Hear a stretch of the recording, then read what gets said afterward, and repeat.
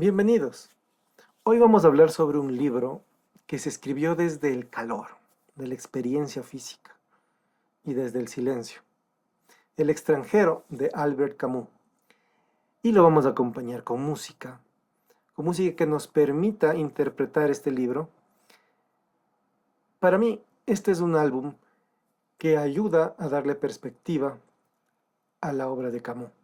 Y es Highway 61 Revisited de Bob Dylan. Soy Bernardo Ponce y esto es Istari Studios. Bueno, primero que nada, quiero primero empezar hablando un poco sobre la vida de Albert Camus. Albert Camus es un filósofo francés que nació en 1913, pero no nació en Francia, nació en Argelia. De padres franceses colonos en esa época, su padre se fue a la Primera Guerra Mundial y murió ahí cuando Albert todavía era un bebé. Su madre era una persona muy silenciosa. Albert tuvo que vivir mucho en la pobreza, pero tuvo una infancia, si bien muy pobre, pero tuvo un elemento. Albert vivía cerca del mar, mucho calor, mucha luz, mucho sol, y todos estos elementos se los ve muy prominentemente plasmados en el extranjero. Albert Camus fue un periodista, novelista, ensayista, dramaturgo, pero algo que él odiaba era ser llamado filósofo académico. Sin embargo, muchas personas lo han hecho durante mucho tiempo, y es por las ideas que él ha plasmado en sus obras. Pero él tenía una, digamos, filosofía. Él pensaba que en la base de todo, morir por una ideología estaba mal. Incluso este pensamiento era tan recalcitrante en Albert que se pelea con Jean-Paul Sartre por este tema. Y todas estas ideas las plasma en su concepto del absurdo. Y el absurdo lo comunica como una experiencia humana ante un mundo que no responde. Y esto es lo que podemos ver muy prominentemente en libros como El extranjero y el mito de Sísifo, de Albert Camus. Camus también fue un rebelde. Se unió a la resistencia porque odiaba a los regímenes totalitaristas y fascistas y sobre todo al régimen totalitarista soviético. Pues eso era lo que en su época estaba en auge, ¿no? Y también eh, al unirse a la resistencia francesa, eh, él comienza a escribir acerca de la inutilidad de la defensa de una ideología con la vida humana. Albert Camus muere en el año de 1960 en un accidente de auto. Y un dato curioso es que cuando encuentran el cuerpo de Albert Camus, a su lado encuentran un manuscrito de un libro que aún no había terminado de escribir. Y esa fue su último legado. Por otra parte, Bob Dylan. Bob Dylan es un músico, como supongo todos conocemos, o la mayoría, norteamericano de Estados Unidos, nació en el estado de Minnesota. Bob Dylan nace en 1941.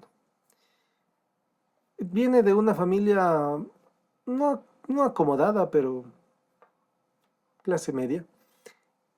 Bob Dylan empieza a incursionar en la música en el género del folk norteamericano, que era en ese tiempo muy,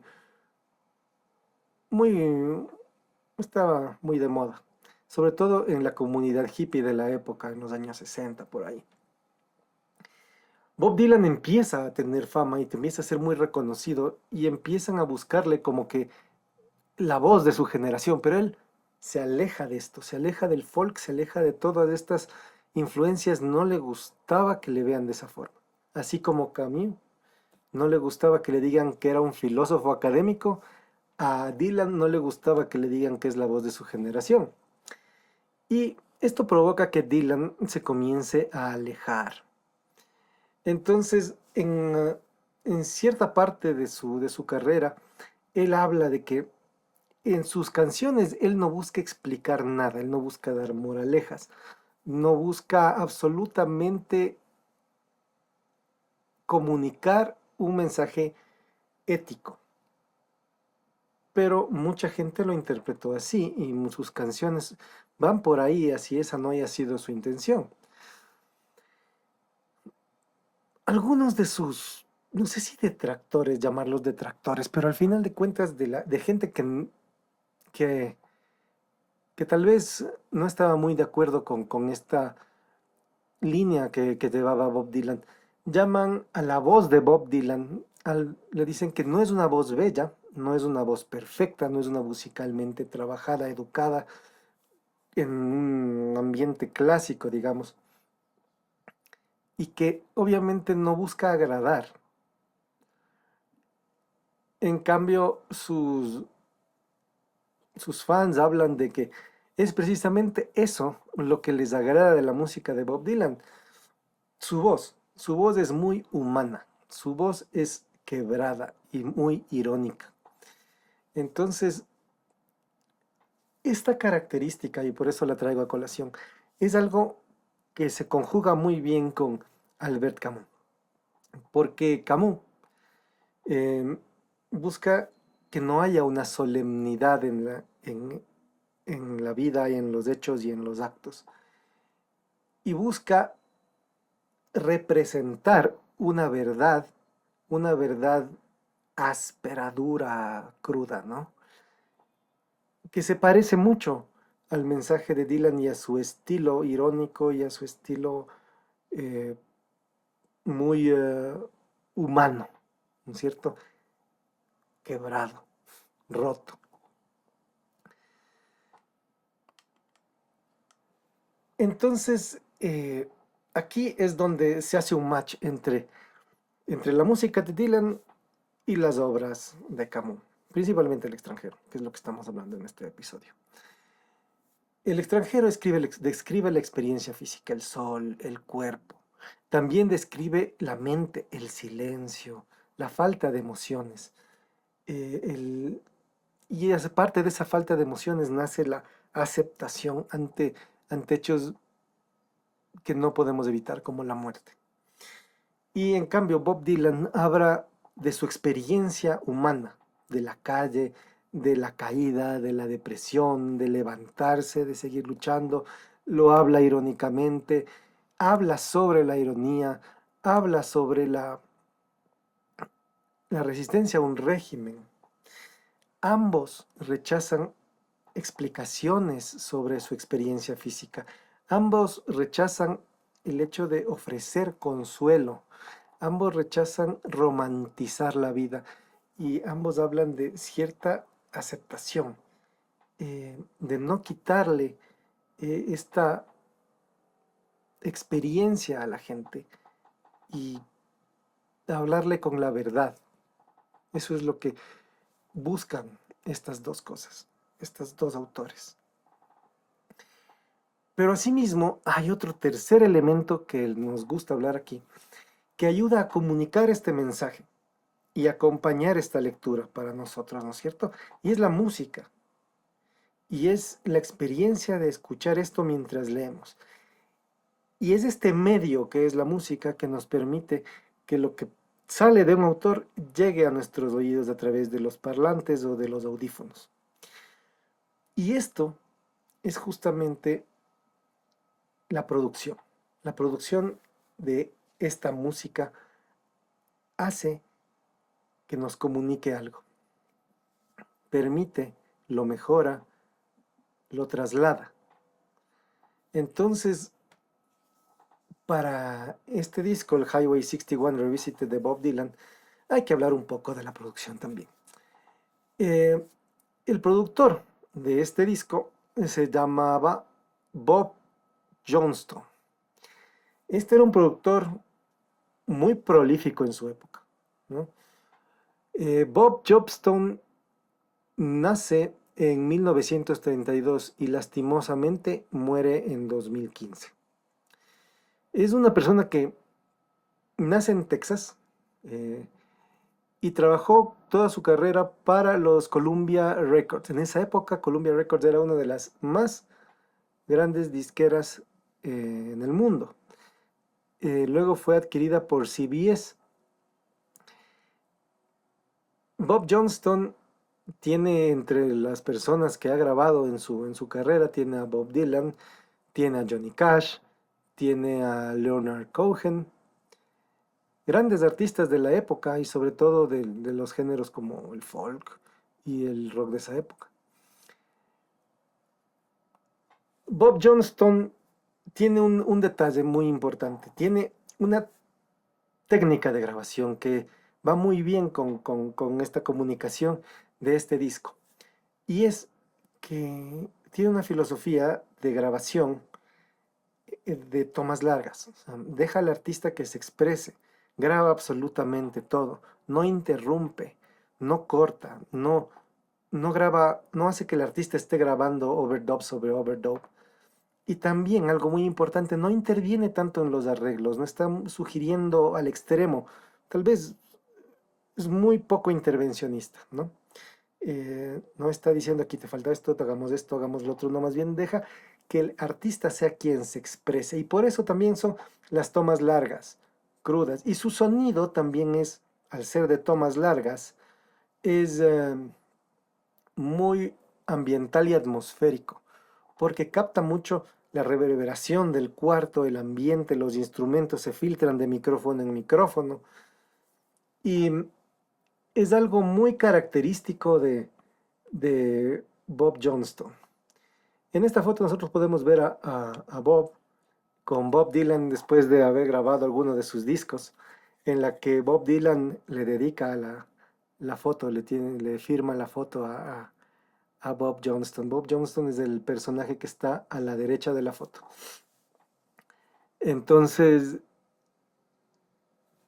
este personaje que graba a Bob Dylan nos permite que nosotros sintamos lo que el autor quiso expresar de una manera muy verdadera, muy directa, al no tener tanta edición, tanto componente aditivo que no refleje precisamente cómo se grabó, que no es malo, pero para este, para este tema de que estamos hablando ahora es mucho mejor porque es una grabación sincera, verdadera, tal cual como lo que estábamos hablando que Camus y Dylan buscan representar a través de sus obras, ¿no? Tanto música como literatura.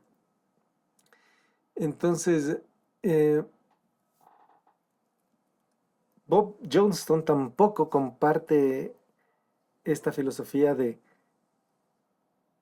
hacer algo artificial, más bien lo que él quería era producir discos que se entendieran mejor eh, y que no perdieran su esencia, lo que eran. Esto es exactamente lo que Camus y su personaje Mersault buscan en su novela El extranjero. Y hablando concretamente ya de la producción del disco, Highway 61 Revisited está grabado en los estudios de Columbia Records en Nueva York, más precisamente en el estudio A de Columbia Records. Se grabó en los meses de junio a agosto de 1965 y su ingeniero principal, ingeniero aparte de la producción, era Tom Wilson, uno de los también personajes muy conocidos de esa época en las grabaciones de Columbia Records. Y algo que me llama la atención mucho es que la utilización del micrófono del Neumann U47, que es un micrófono muy, muy apreciado en la música hasta el día de hoy, siendo uno de los micrófonos más caros, ¿no? Pero, y las versiones vintage de este micrófono son inclusive mucho más caras. Este micrófono es un micrófono de condensador que capta absolutamente todo. Entonces, es precisamente el micrófono correcto para captar una toma larga que quiere expresar la verdad, porque va a tener mucho ambiente, mucho bleeding de los demás instrumentos y va a ser una toma, si es que se hace con el approach de Bob, muy, muy sincera. Y bueno, pasando ya a lo que es el libro, a lo que es El extranjero.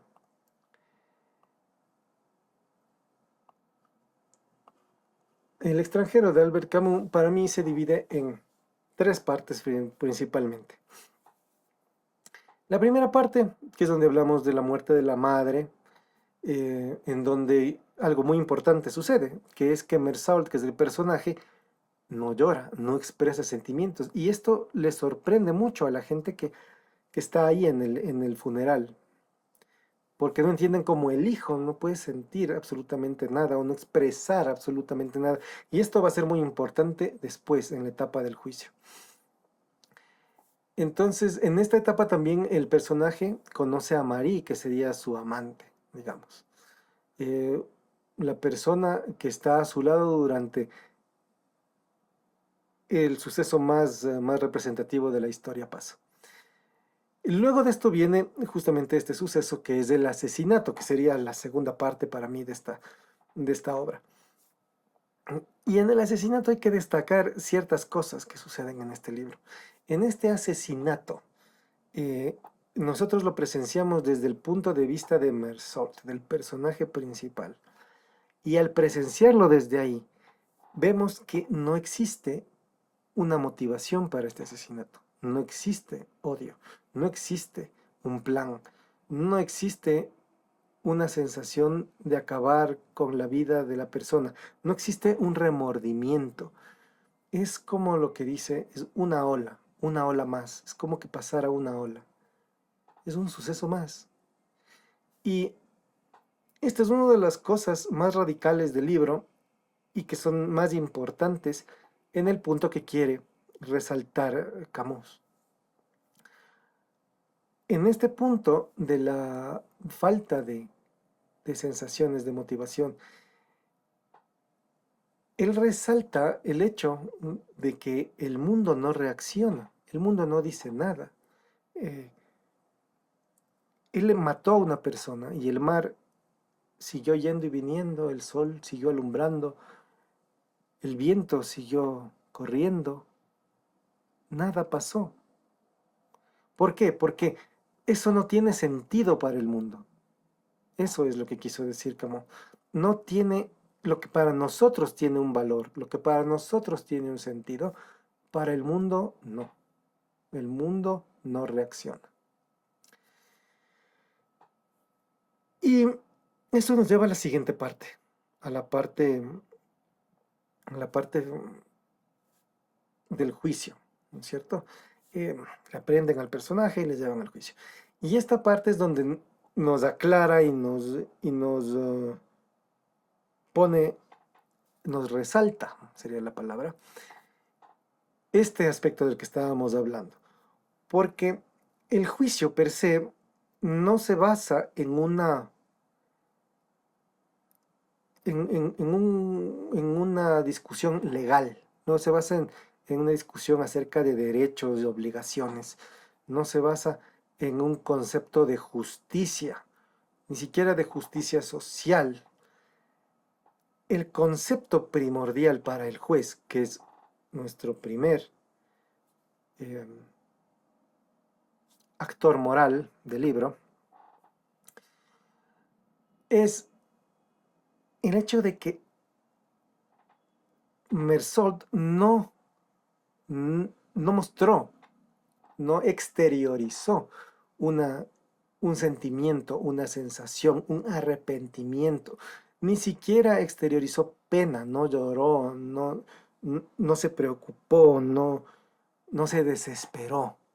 ¿Qué es lo que esperaría cualquier persona escuchar o ver de alguien que ha cometido una falta atroz, ¿no?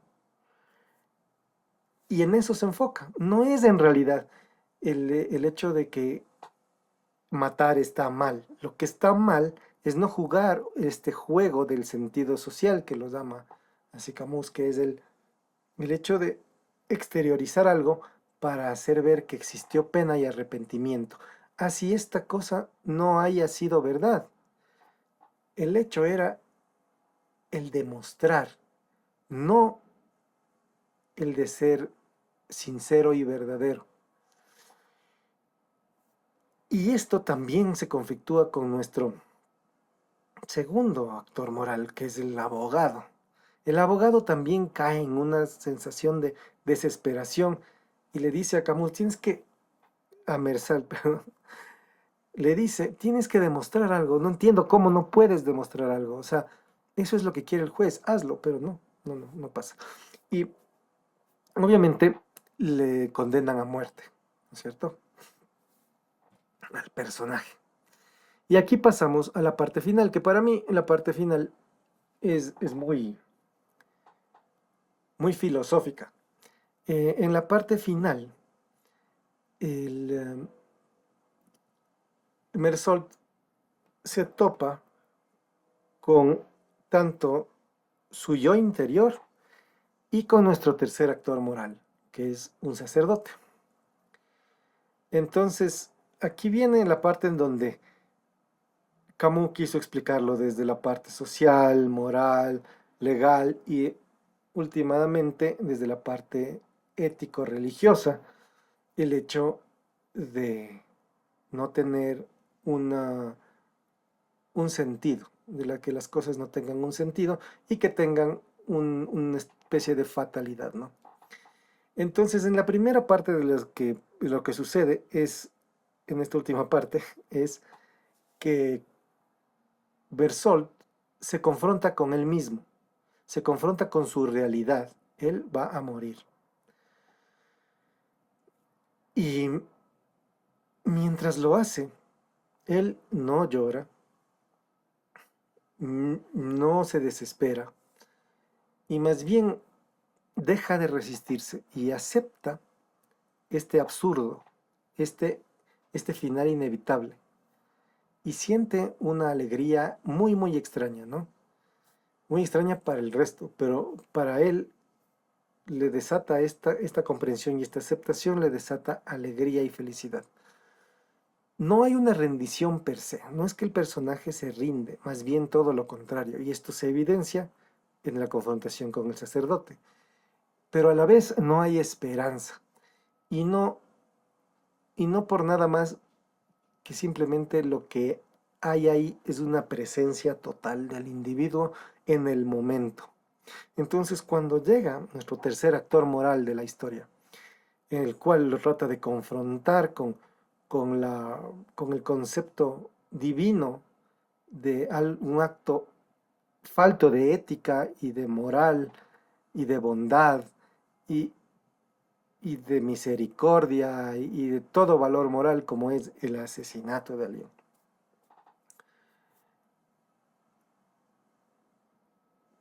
Mersault lo confronta a él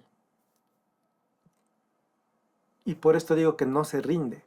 Lo confronta a él desde su verdad, desde su falta de sentido y desde la impotencia acerca de su muerte y de la aceptación de su destino y de que lo que él piense, haga o sienta no tiene ninguna importancia porque el mundo no para, el mundo no le importa, el mundo no responde. Entonces le quita el sentido a, a estos conceptos que tenemos alrededor de todos estos actos. Y por eso también respalda mucho esta ideología que tiene Camus de que nadie debe morir por una ideología. Y eso es lo que precisamente le está pasando a Mersault, es un ejemplo extremo, ¿no? De morir por una ideología, sea religiosa, sea social, sea, sea jurídica, ¿no es cierto? Está muriendo por una ideología. Y eso es lo que Camus quiere hacer ver que está mal. Yo creo que muchas personas interpretaron a esta reacción de, de Mersault como algo muy nihilista. Pero yo creo que no es, más bien no es muy nihilista para mí. Porque el nihilismo en sí, a grandes rasgos, muy a grandes rasgos, es que nada tiene sentido, nada vale, no tiene un valor, da igual vivir o morir. Y es una especie de vacío, el mundo está vacío, ¿no es cierto? Es todo muy indiferente. Y lo que vemos en este libro no es necesariamente eso, es, es un choque más bien entre nuestro deseo de que las cosas pasen y una persona se arrepienta, se siente estas cosas, es lo que desea el juez, lo que desea el cura, lo que desea el abogado. Y lo que sucede con Mersault, que no responde, es como el choque entre lo que nosotros queremos y lo que el mundo no le importa si lo queremos o no, simplemente no existe una respuesta. El mundo no dice nada, el mundo está en silencio. Entonces, Mersault no me parece un personaje nihilista porque es un personaje que disfruta de su experiencia humana, disfruta de la intimidad con su amante, disfruta del sol, disfruta del calor, disfruta de un cigarrillo, disfruta de un café. Lo disfruta, no necesariamente lo explica, no necesariamente busca el sentido en eso, busca alejarse del sentido impuesto, pero no es un nihilismo puro y duro, digámoslo de esa manera. Pero uniendo esto con la música de Dylan, yo diría que hay tres canciones que representan muy bien todo lo que pasa en estas tres partes del libro. Y la primera canción es Like a Rolling Stone.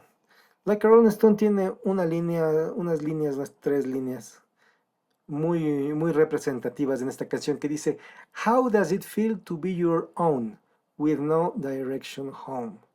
Esto quiere decir, ¿cómo se siente estar solo o por ti mismo sin una dirección al hogar, sin un hogar al cual regresar? Entonces es como Mersault, no pertenece, no encaja, no hay un hogar al cual no regresar. Y es como lo que le pregunta el juez, es como decirle a Mersault: ¿qué sentiste? ¿Qué? ¿Por qué? O sea, demuéstrame remordimiento. Y Mersault no responde. Entonces, Dylan nos pone desde el otro punto, desde el punto de vista social, desde como un alguien que ve desde afuera y le interpela a la persona y dice: ¿cómo se siente no sentir nada, estar solo, estar en silencio, no tener a nadie más? Entonces esto me parece muy profundo por parte de Dylan y es algo que encaja mucho con el tema del libro. La otra canción que a mí me parece que queda excelente con este libro es Ballad of a Thin Man. Y también tiene unas dos líneas muy significativas en donde dice: Something is happening here, but you don't know what it is. Y eso se traduce a que algo está pasando aquí, pero no sabes qué es. Y eso es justamente lo que le pasa al juez, a los abogados, al cura, ¿no es cierto? Están buscando una explicación, están buscando entender, están buscando juzgar, están buscando castigar a Mersault. Y, y en esa búsqueda de reacción, de lo que quieren que se vea por parte de Mersault, no encuentran nada. y al no encontrarnos dicen, algo está pasando, pero ¿qué pasa? ¿Qué pasa con esto? Y no saben por qué Mersault reacciona de esa forma. Es la búsqueda del sentido. Es exactamente eso lo que Dylan habla en esta canción de Ballad of a Thin Man. Entonces, en el contexto de la canción, Mersault vendría a ser el Mr. Jones, que es el personaje de la canción de Dylan, quien es una persona que está alejada de un lenguaje moral y, y no busca encontrar una profundidad, tal cual como Mersault, no busca encontrar una profundidad o un significado a las cosas. Entonces, me parece muy buena esta canción como para explicarlo desde un tercer punto de vista, el significado del libro. Y la tercera canción de la que te quiero hablar en este libro para acompañarlo en la lectura es Desolation Road. Y esta canción va muy bien con el final del libro. Desde su título dice Desolation Road, ¿no es cierto? Entonces, la vía a la desolación. O el destino a la desolación, ¿no es cierto? Hacia la desolación. Eh, esta canción habla justamente de eso, de sentirse marginado, de encontrar el final del camino, que se acerca el final del camino para Mersault. Está condenado a muerte. Y esa recapitulación de la vida, y de recapitulación de los hechos de su vida, y encontrar esa no rendición, ese ánimo para no rendirse, ¿no? Eh, es como que el man trata de decir, aquí no encajo, yo no creo en esto. Y trato de decir mi verdad, trato de ser honesto, trato de ser sincero. Porque en el libro, Mersault no lucha, acepta su destino y simplemente es como que lo observa, nada más. Entonces resulta muy match, ¿no? Esta lectura con estas canciones y este álbum de Bob Dylan, que en realidad te recomiendo para que acompañes si es que piensas leerle a Albert Camus y al extranjero. Como te digo, esto es muy subjetivo, es muy subjetivo. Tú podrás creer que tal vez eh, es otra la música con la que acompañas, o tal vez no te gusta leer con música y simplemente estás aquí por el review del libro. Y bueno, eso, eso es lo que yo pienso acerca de cómo se relaciona esta historia de Camus, que busca poner en contexto un punto filosófico, y la música de Bob Dylan que busca representar al mundo y a las personas en él, así como son, con mucha verdad. Entonces, en conclusión, yo diría que el extranjero no nos dice que nada importa, nos dice más bien que el mundo no explica nada. Y en cambio Dylan canta desde la experiencia, desde la verdad, pero a la vez desde ese mismo lugar en donde se busca que no haya un guión social, de rebelarse contra el sistema. Y sobre todo de ese aspecto de no rendición, del seguir caminando y seguir afrontando la vida. Y bueno, hasta aquí por hoy. Si te gusta este tipo de conversaciones, puedes suscribirte al canal para seguirlas explorando juntos. Y hasta aquí. Nos vemos en el próximo.